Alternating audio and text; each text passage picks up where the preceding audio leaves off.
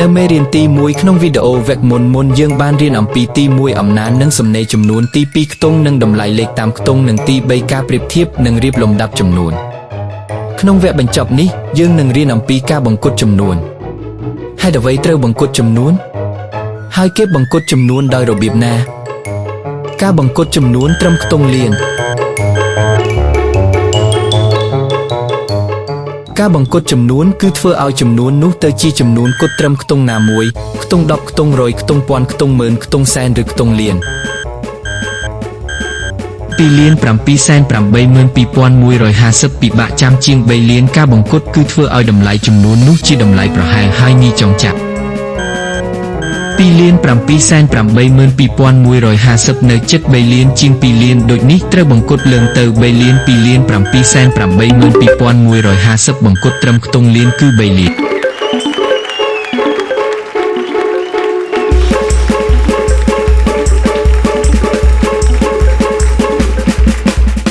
ការបង្គុតចំនួនត្រឹមខ្ទង់សែន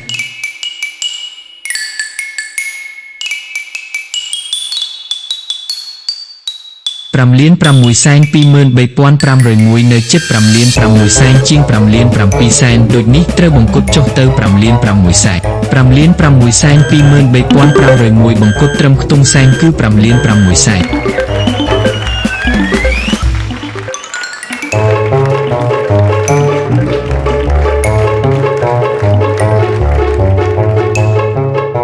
ដើម្បីបង្គុតចំនួនត្រូវមើលខ្ទង់ខាងស្ដាំបន្ទាប់ដែលត្រូវបង្គុតមួយបើខ្ទង់នោះមានលេខ0 1 2 3 4ត្រូវបង្គុតចុះ2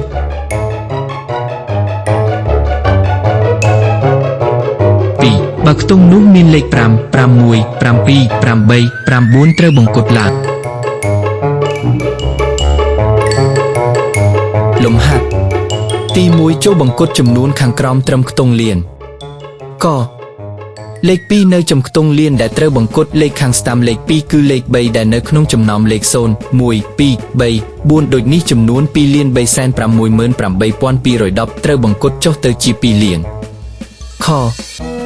លេខ6នៅចំខ្ទង់លានដែលត្រូវបង្គុតលេខខាងស្ដាំលេខ6គឺលេខ8ដែលនៅក្នុងចំណោម5 6 7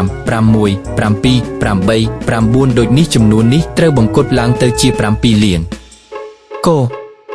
លេខ8នៅចំខ្ទង់លានដែលត្រូវបង្គុតលេខខាងស្ដាំលេខ8គឺលេខ5ដែលនៅក្នុងចំណោម5 6 7 8 9ដូចនេះចំនួននេះត្រូវបង្គុតឡើងទៅជា9លានទី2បង្គុតចំនួនត្រឹមខ្ទង់លានប្រជាជនកម្ពុជា13លាន3សែន95582លេខ13លាននៅចំខ្ទង់លានដែលត្រូវបង្គុតលេខខាងស្ដាំលេខ13គឺលេខ3ដែលនៅក្នុងចំណោមលេខ0 1 2